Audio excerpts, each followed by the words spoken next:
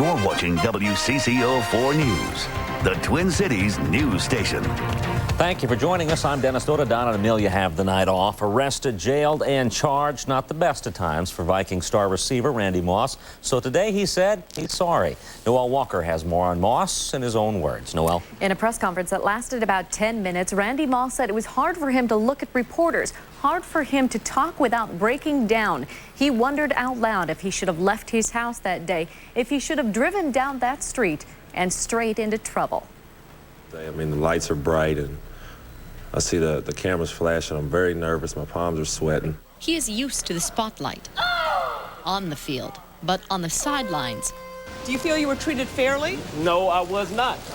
Randy Moss thinks that spotlight has been a bit too bright. You know, I know there's a lot of people watching and paying attention to this media coverage of what I think that's been blown out of proportion. With a day to collect his thoughts, Moss ran through a list of apologies. You know, my teammates, my coaching staff, my immediate family, people that endorse me,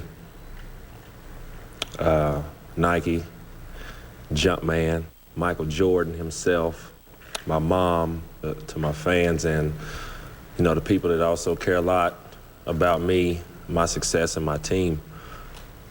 You know, I'm sorry for... Left off that list, the traffic officer he allegedly pushed with his car. Luckily, it was a female. You know, like all the females that this bothered, to know that I have loving women in my life also. I have children, I have a mom, and I have a girlfriend that I love dearly. And why would I be out there trying to hurt a man's wife or somebody's mom or something? Nope.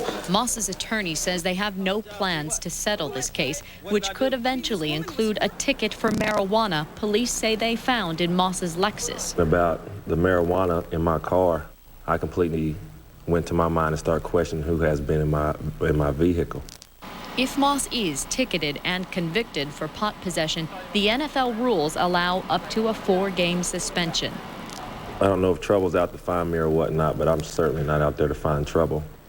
Moss says he's been working on being a better man and a better team leader. A court date is set for October 2nd, and Moss's attorney says his client does not have to appear in person, so probably will not. All right, Noel, thanks a lot. Well, is Randy Moss getting off easy? Because he is a Viking superstar. Minneapolis City Attorney yesterday charged Moss with failure to obey a traffic officer and careless driving. Those are both misdemeanors, and that has plenty of people upset. Angry callers flooded City Hall today to demand Moss face harsher penalties, but the county attorney says the facts in the case don't support that. That Randy Moss, with his car, was using his car in a way that was meant to cause great bodily harm or death, that he was trying to kill her or seriously injure her. And the prosecutors who looked at the case, we had a number of people look at it, felt that there was not the evidence there. Fans have mixed feelings tonight about how the Vikings should penalize Moss. Some want him benched Sunday, some want him to start. I don't think he should. You're innocent until proven guilty. It hasn't went to court yet, so I think he should play, and we need him to play. Just shows that he can get away with anything just because he's Randy Moss. He's the best player. Let him play. I think it's a privilege, and you have to earn that privilege, and you have to earn the right to be in the community.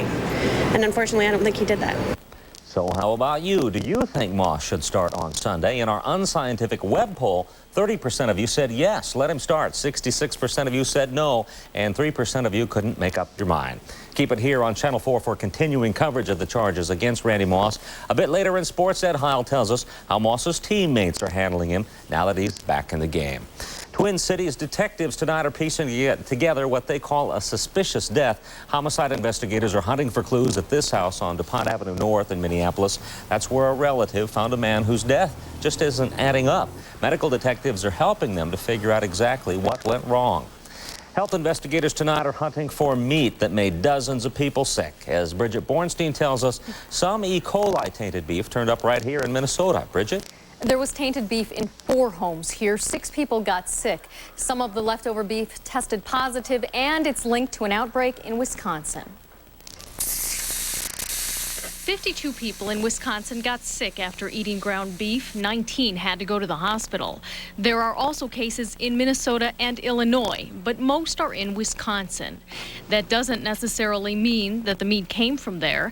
Beef from any given distributor can be sold in many different states. That's why the Ag Department has to do what's called a trace back, an investigation identifying where all the sick people got the ground beef, then identifying where that beef came from.